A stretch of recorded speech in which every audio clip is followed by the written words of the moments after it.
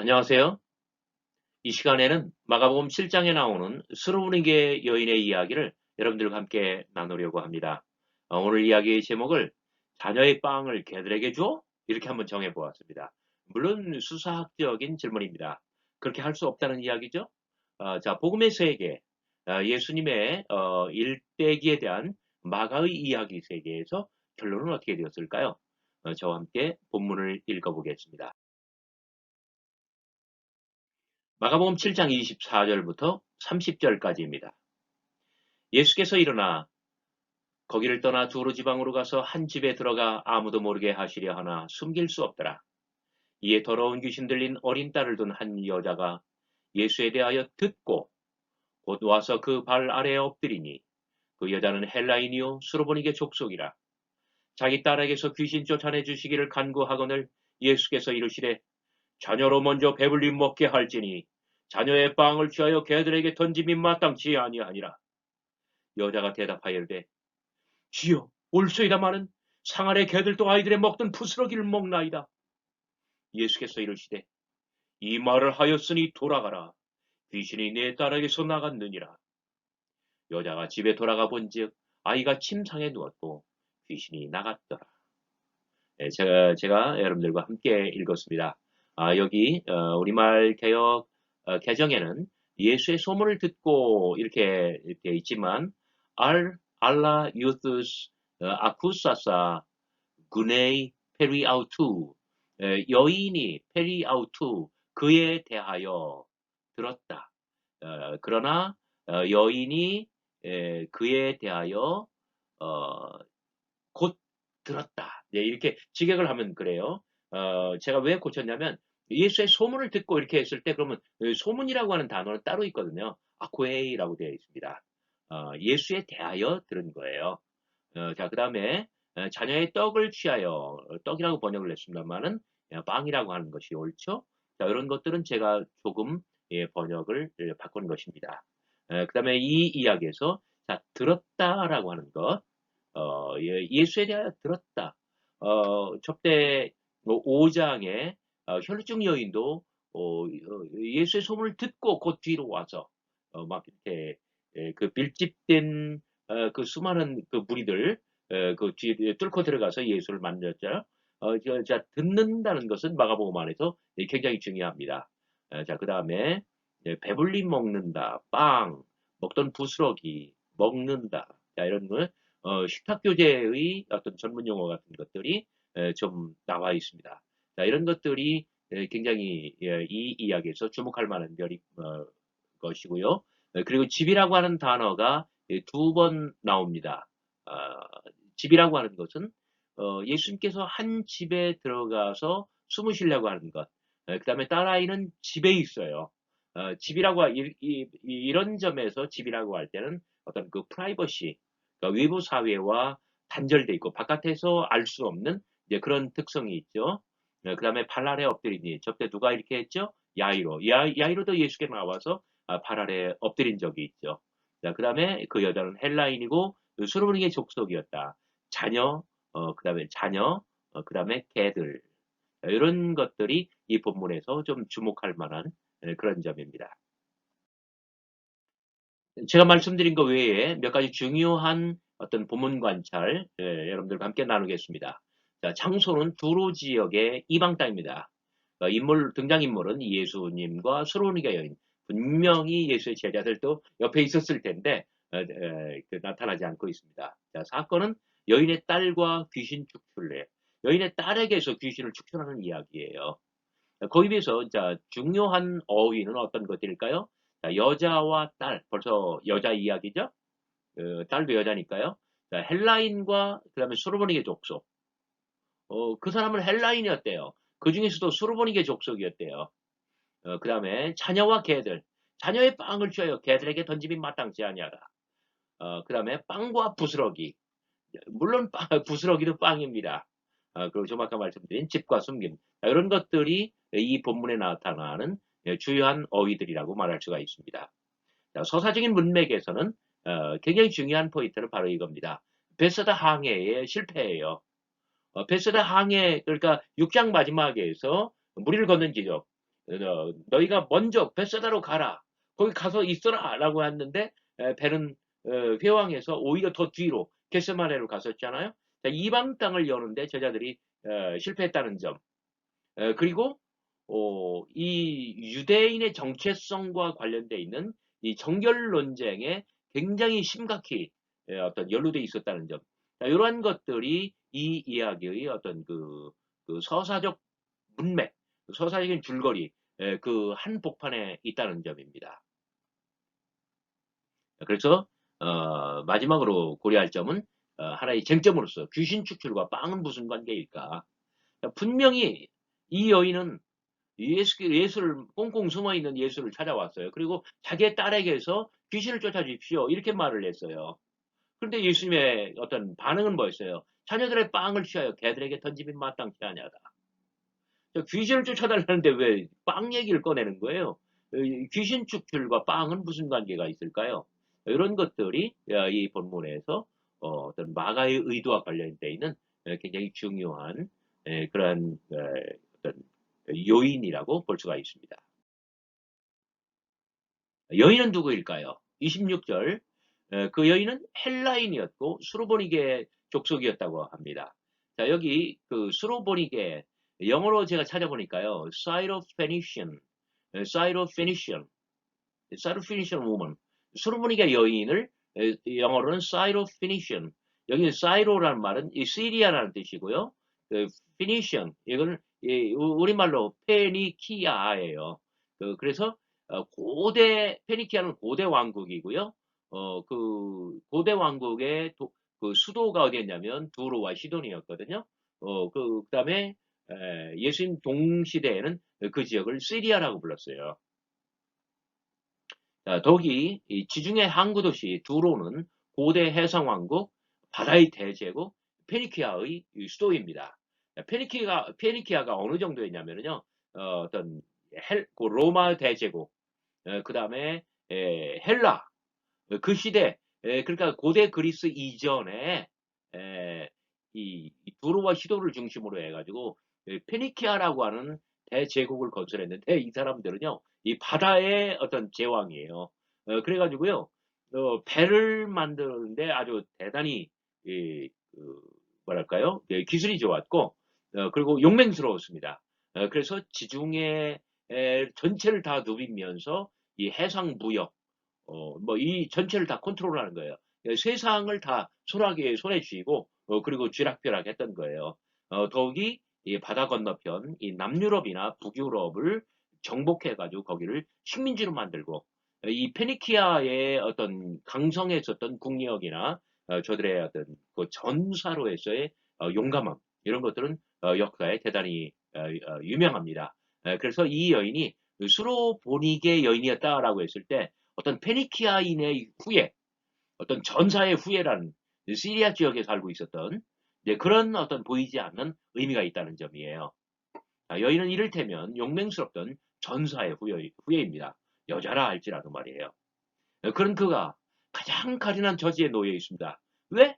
눈에 넣어도 아프지 않을 딸아이가 가끔씩 어떻게 돼요? 귀신에 휘둘려 있으니까요. 귀신에 사로잡혀 있으니까요. 막 환영을 보고 환청을 듣고 다른 사람들이 보지 못하는 걸 봐요. 그리고 다른 사람들이 듣지 못하는 걸 들어요. 다 귀신의 모습이고 귀신의 목소리예요. 그래가지고 이 눈에 넣어도 아프지 않은 아이가 이렇게 하니까 이제는 엄마가 미칠 지경이에요. 이제 가장 가련한 처지에 놓여 있었던 것입니다. 그런데 이 여인이 예수에 대한 소문을 들었습니다. 자, 들었다는 것은 무엇일까요? 4장 20절은 굉장히 중요하다고 강조한 적이 있습니다. 마가복음 4장 20절 씨 뿌린 자의 비유를 해설할 때에 좋은 땅에 떨어졌다는 것은 곧 말씀을 듣고 받아 30배, 60배, 100배로 결실하는 거라고 했어요. 열죄를 혈루증으로 앓던 여인도 예수의 소문을 듣고 곧 뒤로 와서 그 많은 사람들을 헤집고 들어가 예수의 등 뒤에 서서 예수의 옷자락을 만졌잖아요. 10장 46절 이하를 보면 소경 바디메어도 지나가는 이가 예수시라는 소리를 듣고 다윗의 자손 예수여 막 부르짖는 거예요. 이 한마디, 예수라고 하는 이 한마디. 그러니까 이 4장 20절의 이 말씀은 제자도의 3단계라고 보통 신약학자들이 설명을 합니다. 자, 처음에는 예수의 진정한 제자라면 잘 들어야 돼요. 그 다음에는 그 어떤 환란, 핍박, 장애가 있어도 그 말씀을 온전히 받아들이고 그 모든 역경, 장애, 뭐 한계, 뭐 이런 것들을 다 넘어설 수 있어야 돼요. 그러는 사람들에게는 어떤 하나님의 나라라고 하는 놀라운 결실이 임할 거예요. 그러한 사람이 5장 20, 24절, 25절 이하의 혈중 여인, 그리고 지금 7장 24절 이하의 수로니게 여인 이야기, 그리고 10장 46절 이하의 소경 바디메오, 마가복음 4장 20절의 이 제자도의 3단계 이 프로그램과 같은 이런 말씀은 이 세 사람, 혈중 여인, 수로니게 여인, 그리고 소경 바디메오 세 사람을 통해서 마가의 이야기 세계 안에서 구현된다라고 볼 수 있습니다. 간과하는 여인과 거절하는 예수, 피정적인 예수, 한 집에 들어가 아무도 모르시게 하려. 왜 예수는 두로 지역에 왔을까요? 마가복음 전체를 통해서 예수님은 두로 지역에 딱 한 번 오십니다. 어디냐면은 이 배를 타고요. 아주 제가 보여드릴게요. 예수님께서는 배를 타지 않고 자 가버나움에서 출발해서 저쪽 도로 멀리 여기까지 가시는 거예요. 그렇게 하셔서 바로 거기에서 다시 말해서 사역의 현장이 아니라 멀리 어떤 휴식 여행을 떠난 거예요. 피정 여행 중이었던 거예요. 세상을 등지고 어디론가 사라져 혼자만의 시간을 갖는 것. 제자들과 함께 사역을 멈추고 한 템포 쉬어 들어가는 것. 이 호흡을 조절하고요. 그리고 이 두로 지역에서도 사역하기를 꺼리셨고 그리고 한 집에 들어가 아무도 모르게 쉬시고 싶었던 거예요. 이때 예수는 어떤 소리의 주이시면서 소리 그 자체입니다. 여러분 소리가 숨을 수 있나요? 제가 몰래 이렇게 조그맣게 이야기를 했어요. 그러더라도 듣는 사람은 들어요. 그 여인은 이 소리를 찾아낸 거예요. 어떻습니까? 그 여인이 예수 앞으로 나왔습니다. 여러분 한번 상상해 보시기 바랍니다. 원치 않는 사람이 지금 내 앞에 왔어요. 예수는 사역하기를 꺼려요. 외면을 합니다. 그러면 여인은 또 앞으로 와가지고 정면으로 응대해요. 또 외면해요. 그럼 여인은 또 앞으로 와가지고 예수님을 똑바로 노려보고 있는 거예요. 그러면서 간절하게 예수에게 간청합니다. 내 딸아이에게서 귀신을 쫓아내주십시오.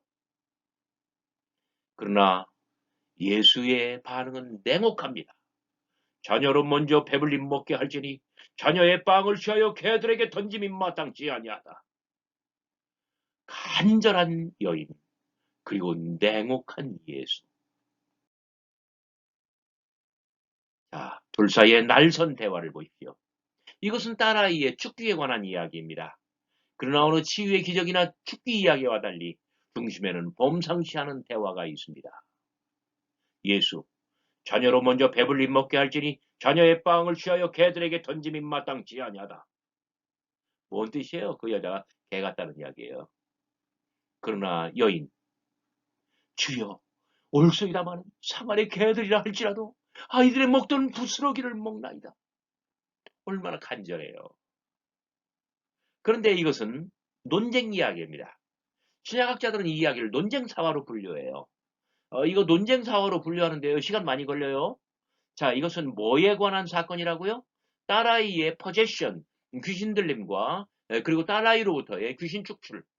자, 그러면 이 이야기를 귀신 축출 이야기로 분류해야 되나요?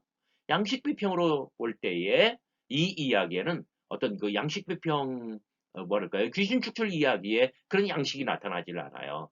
왜냐하면 귀신 축출 이야기에는요. 예수와 귀신 사이에 어떤 confrontation, 이 맞대결이 있어야 돼요. 그리고 예수께서 귀신을 향하여 꾸짖으래요. 그 사람에게서 쏙 나오라.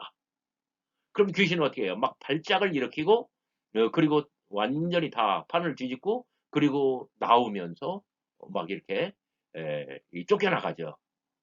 이런 어떤 예수와 귀신 사이에 이런 그 맞대결, confrontation 이런 것들이 없다는 점에서 이것은 귀신 축출을 이야기 안 해요. 물론 치유의 이야기는 더더욱 아닙니다. 이것은 논쟁의 이야기입니다. 왜? 날선 대화가 있기 때문에. 아, 싸늘한 예수, 간절한 여인.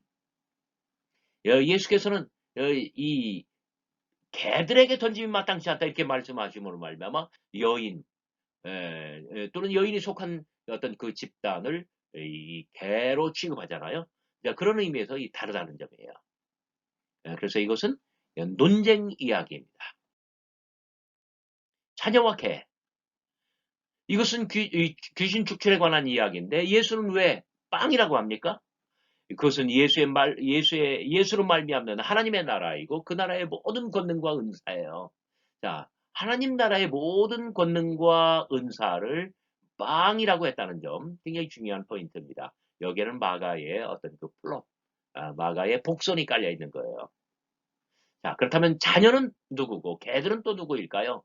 하나님 나라의 모든 권능과 은사가 누구에게는 되고 누구에게는 안 된단 말이에요. 자, 예수는 그것을 차별성을 자녀와 개들이라고 하였습니다. 이 바로 직전의 이야기가 뭐라고요? 정결 논쟁. 바리새인들, 유대인들은 누구를 자녀라고 이야기를 했을까요? 또 어떤 사람들을 개들로 표현을 했을까요? 자, 자녀는 유대인이고 남성입니다. 거기서 개들은 이방인이고 여성입니다. 자, 이것이 유대인들의 생각이에요. 자, 유대인들 선민의식에 의하면 이들은 하나님의 자녀들, 하나님의 백성이잖아요. 그 중에서도 여러분 그 인구조사할 때 남자만 하잖아요. 유대인 가운데 남자만 진정한 하나님의 자녀인 거예요. 더욱이 이방인이면서 여성이라면 진짜 아니죠. 그래서 자녀와 개들을 이렇게 차별적으로 표현을 한 것입니다. 유대인 남성의 빵을 이방인 여성들에게 줄 수 없다는 말씀이죠. 예수께서는 절대로 안 된다라고 해요. 자, 이런 점에서 자녀의 빵을 취하여 개들에게 던짐이 마땅치 아니하다. 이것은 7장 전반부에 나와 있는 정결론쟁에서 이 바리새인들의 관점하고 동일합니다. 물론 예수께서 그 말을 믿었을까요? 아니면 이 솔로몬의 여인을 테스트하는 것일까요? 모두가 다 마가의 문학적인 전략이고 계략이라고 말할 수가 있습니다. 그러나 그 여인은 개라고 부르는 모멸을 참아냅니다. 자, 이 논쟁의 이야기에서 어떤 이 여인이 이길 수 있는 첫 번째 단초는 인내심이 있느냐 없느냐예요. 우리가 세상을 살아가면서 많은 경우에 정말 이래요. 그 인내할 줄 아는 사람은 뭔가 큰 일을 이뤄낼 수 있는 사람이에요. 인내는 인격의 수양입니다. 도무지 참지 못하는 사람은 세상에 아무것도 할 수 없어요. 여러분 그 항우하고 유방하고요 싸울 때요. 이 항우 장사 여러분 들어보셨죠? 항우는 백전백승, 천전천승, 만전만승을 할 수 있는 사람이에요. 유방은요, 항우하고 싸우면은요, 백전백패, 천전천패, 만전만패 할 수밖에 없는 사람이에요. 그런데 차이점은 뭔지 아세요? 인내심이에요. 항우는 참을 수가 없어요. 유방은 참을 수가 있어요. 그래서 이 책사를 다룰 때도 항우는 이 자기 생각이 더 중요한 거예요. 자기 최고의 브레인, 이 책사를 항우는 쳐내잖아요. 그러나 유방은 많은 부분에서 어마어마하게 참아요. 그리고 이 한신이라고 하는 사람한테도요. 정말 나라의 절반 이상을 다 떼줘요. 그러면서 가서 이기고 와라. 어.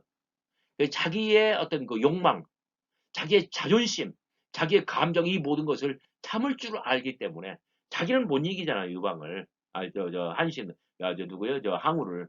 그러니까 한신한테 자존심을 자기가 꺾고 그리고 한신한테 나라의 절반 그 이상을 다 내주면서요. 가서 이기게 만들. 그러다 보니까 전체 이 중원 땅, 이 중국 대륙 전체가 다 자기 손 안에 들어오는 거예요. 그래서 이 한나라라고 하는 이 대제국을 건설할 수 있었고요. 그런데다가 거기에서 이 한자, 한류 문화, 뭐 이 모든 한자가 들어가는 거는요 다 유방의 어떤 그 유산이라고 말할 수가 있습니다. 자, 인내는 이제 이야기가 새서 대단히 죄송합니다만은 인내는 인격의 수양이며 이 사람이 큰 일을 할 수 있느냐 없느냐 인내심 가운데는요 이런 것도 포함됩니다. 자기와 다른 사람들을 포용할 수 있느냐 없느냐. 어, 이 여인은 정말 자기를 개로 전락시키는 예수의 이 오해 가득한 이 발언을 그 어떤 자기의 모멸감을 참아낸 거예요. 여기서부터 하나님 나라의 씨앗은 이 싹트기 시작하는 거예요. 자, 첫째, 이 여인은 어떤 여인이었다고요? 인내의 여인. 둘째, 이 여인은 지혜의 사람이었습니다. 예수의 말씀을 인정하고 대화를 풀어갑니다. 자녀의 빵을 취하여 개들에게 던짐이 마땅치 아니하니라. 그런데 이 여인의 첫 번째 반응이 뭐예요? 주여 올소이다. 자, 대화의 지혜는, 대화의 기술은 상대방 또는 상대방의 발언을 인정하고 긍정하고 거기서부터 어떤 그 대화의 출발점을 삼는 거예요. 얘는 지극히 지혜로운 거예요. 여러분 어디 가서 중요한 대화를 할 때, 굉장히 중요한 흥정을 할 때, 어마어마하게 큰 어떤 협상을 할 때, 일단 상대방을 긍정하고 들어가야 돼요. 야야, 네가 뭐 한다고? 시방, 야야, 꺼져라. 이렇게 하면 대화가 되겠어요, 안 되겠어요? 아, 선생님 말씀 맞아요. 자네 말이 맞네. 자네 말이 맞아. 당연하지. 그래야 되는 거지. 그런데 이게 내 사정이 이런데 조금 요런 건 요렇게 생각해 볼 수 있지 않을까? 요게 바로 대화의 기술인 거예요. 이 여인이 딱 그거 하고 있어요. 주여 올소이다마는. 당신의 말이 옳아. 여러분 어때요? 예수께서 인용하신 말씀, 자녀의 빵을 취하여 개들에게 던짐이 마땅치 아니하다. 이것은 지중해 연화 안에 널리 지중해를 둘러싼 모든 나라들, 인종들이 다 알고 있는 정말 유명한 속담이에요. 여러분 한번 생각해봐요. 지금 북한처럼 절대 기근이라고 생각을 해봐요. 먹을 것이 없어요. 그러면 애들이 이 밥을 먹어야 되고 애들이 고기를 먹어야 되고 애들이 빵을 먹어야 되는데 그 밥, 빵, 고기를 애들 안 주고 개한테 먼저 먹이는 사람이 어디 있겠어요? 그러면 뭐 이렇게 개들은 좋아하겠지만 사람들은 개 같은 일이라고 할 거 아니에요? 이것은 예수의 말씀은 지중해 연안의 모든 나라들, 모든 민족들, 모든 사람들이 다 알고 있는 어떤 그런 속담입니다. 그러니까 여인은 주여 올소이다. 저도 알아요. 나도 시방 안단 말이에요. 그러나 아들이 먹다가 이게 빵은 이 떡이라고만 안 되는 게 이 떡은 부스러기가 없어요. 빵은 이렇게 이게 잘라 먹을 때 부스러기가 떨어지잖아요. 그럼 밑에서 개가 주워 먹을 수 있다는 얘기예요. 사마리아 개들도 부스러기를 먹을 수 있다. 예수께서는 세상에 널리 알려져 있는 속담을 인용합니다. 이건 기성품이에요. 그러나 여인은 어떻습니까? 그 현장에서 직접 만들어내는 거예요. 주여 올소이다 말. 상 안에 개들이라 할지라도 아이들의 먹던 부스러기를 먹는다이다. 그 상황에서 요 말이 즉흥적으로 나왔다는 것은 이 여인이 IQ가 높은 거예요. 단순히 IQ가 지능이 높다는 게 아니라 그 상황에 맞는 말씀을 지혜롭게 했다는 거예요. 따라서 이 여인은 이 지혜로운 여인입니다. 제가 유명한 명언 하나 만들어 볼까요? 널려있는 농담 속에 깔려있는 진담. 뭐라고요? 널려있는 농담 속에 깔려있는 진담. 겉으로는 농담을 말하지만 속에 언중요골이라고요. 이 진담이 어떤 진의가 감춰져 있어요. 자, 모든 어떤 그 대화의 어떤 의미는요. 그 말이 어떤 상황에 있느냐. 상황과 이 발언의 조합에서 나오는 거예요. 예수의 이 말씀. 자녀의 빵을 취하여 개들에게 던짐이 마땅치 아니하다. 자, 그 상황에서 이 말의 진의는 뭘까요? 여인을 개로, 이방인을 개로 전락시키는 거잖아요. 그러나 여인은 그 모든 것을 참아내고 지혜를 발휘하여 이 대화를 자신에게 유리한 방향으로 이끌어가고 있는 것입니다. 셋째, 이 여인은 믿음의 여인입니다. 예수님을 주여라고 불렀습니다.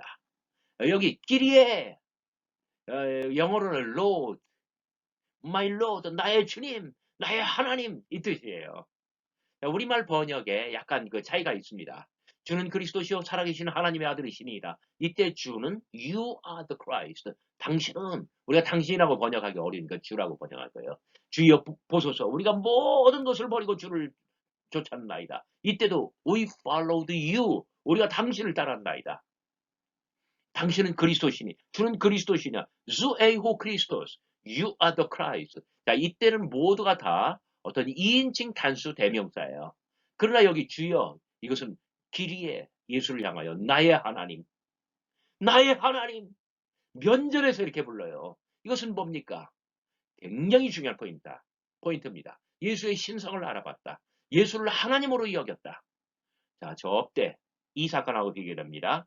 예수님께서 새벽 서너 시경, 밤 4경쯤에 물 위를 걸어서 바다 위로 걸어서 제자들에게 올 때 예수께서는 분명 어떤 그 신성을 발현시켰어요.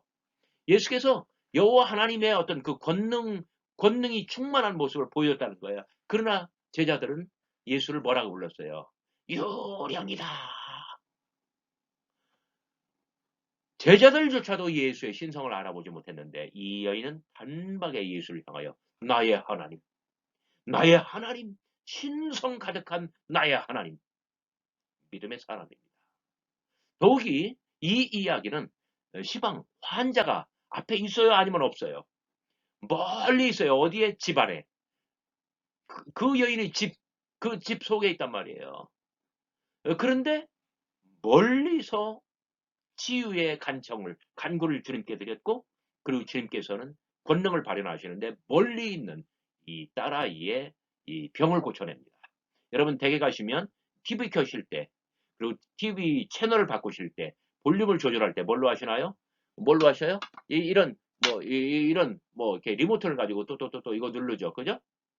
이거 뭐라고 부른다고요? 리모컨. 리모컨이 뭐예요? 그냥 리모트 컨트롤. 원격 조정이란 뜻이에요. 근데 여러분 안방에 들어가서 리모컨을 작동하면 TV에 컨트롤이 돼야 하는데 안 되죠. 왜? 멀리 있기 때문에, 벽이 있기 때문에. 근데 시방 예수와 여인은 그 환자로부터 가까이 있어요, 멀리 있어요? 아주 멀리 있어요. 그래서 이런 경우를 리모트 힐링, 원격 치유라고 부릅니다. 리모트 힐링 아주 멀어요. 그런데 이 여인의 믿음이 얼마나 큰지 천국의 보호자를 흔들었고요. 그리고 멀리 있는 딸아이에게서 귀신을 쫓아냈다는 이야기예요. 자, 마가복음에서는 이 원격 치유는 유일한 이야기입니다.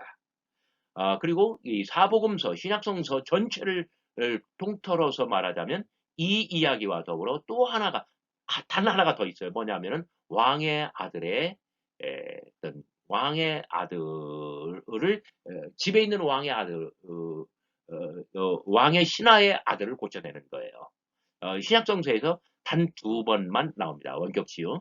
이 여는 그토록 믿음이 컸다는 이야기입니다. 마지막으로 이 여인은 누구라고요? 첫째, 인내의 사람. 둘째, 지혜의 사람. 셋째, 믿음의 사람. 넷째, 뭐라고요? 의지의 한국인. 의지의 한국인. 이 TV에서 많이 나왔잖아요. 의지의 한국인. 자, 예수님은 분명히 반대의 뜻을 보이셨어요. 그러나 이 여인은 자신의 의지를 관찰시켰습니다. 무엇으로? 인내로, 지혜로, 믿음으로, 그리고 불굴의 의지로. 저는 가끔요, 어떤 개교회의 그 여전도의 헌신 예배 가면 이 부분 가지고 여러분들도 이거 가지고 설교하셔도 얼마든지 좋습니다. 그때는 꼭 제가 이 네 가지로 얘기해요. 인내의 여인, 지혜의 여인, 믿음의 여인, 그리고 의지의 여인. 의지의 한국인이라고 절대로 안 됩니다. 예수를 여긴 여인. 이것이 논쟁 사화라고 한다면, 논쟁 이야기라고 한다면, 싸움에는 승자가 있고 패자가 있긴 마련입니다. 자, 도무지 누가 승자고 누가 패자일까요? 사건의 결말 부분에서도 예수께서는 말씀하십니다. 이 말을 하였으니 가라. 귀신이 내 딸에게서 나갔느니라. 이 말을 하였으니 가라. 자, 예수께서는 여인의 말을 대단히 존중하십니다. 그런 의미에서 이 사도 바울 서신하고는 정반대를 보여줘요. 바울 서신에서는 어떻습니까? 여자들은 교회에서 잠잠하라. 물어볼 거 있으면 집에 가서 남자에게 물어봐라. 고린도전서 15장에 나오는 말씀이죠. 어. 그래서 이 고린도서 15장인가? 이 글의 14장 죄송합니다. 그 말 때문에 바울 서신의 그 말 때문에 여성 안수가 이 몇천 년 동안 안 된 거예요. 그러다가 이제 미국에서부터 이 여성 안수가 이제 허용이 됐잖아요. 저도 한국에서요. 저희 교단에서 여성 안수가 쟁점이 붙었을 때 제가 엄청나게 제가 많이 뭐랄까요? 이 세미나나 아니면 강연을 다녔어요. 그래서 이 본문을 가지고 참 말씀 많이 전했어요. 예수님께서는 여인의 말을요. 거부하세요? 아니면 존중하세요? 존중하세요. 근데 우리나라 유교적인 문화 때문에 이 여교역자들, 여전도사님들이나 여자 목사님들 또는 권사님들, 여집사님들 이 말을 싫어해요. 왜 말 옮긴다고? 너무 어떤 사실과 달리 주관적인 자기가 주관적으로 판단하고 주관적으로 생각하는 그런 말을 옮긴다고요. 이 말을 하였으니 어떤 말입니까? 여인이 한 말, 이 말. 첫째 어떤 말? 인내의 말. 감정적으로 하는 말이 아니라 다 참고 하는 말. 두 번째 어떤 말? 아까 뭐였죠? 두 번째가 인내 다음에 지혜. 이 지혜로운 말. 어떤 화해시키고 사람들의 상처를 싸매주고 이런 말. 세 번째가 무슨 말? 믿음의 말. 그리고 마지막으로 의지. 그러니까 선을 도모하는 이 어떤 참됨을 도모하는 진리 또는 어떤 정의 하나님의 뜻 이런 모든 것들을 관철시키는 그런 지혜 어떤 의지 이런 말들을 예수께서는 너무나 귀하게 여기신다는 점이에요. 이 말을 하였으니 가라 귀신이 내 따라서 나갔느니라. 그러므로 여인이 이겼고요. 예수가 졌어요. 저는 설교 때 이런 말 합니다. 이런 말 하면은 시험 드는 사람이 있을까요? 없을까요? 있어요. 그래서 할 때 조심해서 해야 되고요. 그리고 꼭 풀어줘야 돼요. 제 강의를 듣는 여러분들 가운데 좀 연세가 있으신 분들 자녀하고 싸우면 이겨요, 져요? 똑바로 대답을 해봐요. 이겨요, 져요? 아이가 갓난 애기야. 싸우면 져요, 이겨요? 이겨서 뭐 하려고. 자, 예수님 잘 보세요.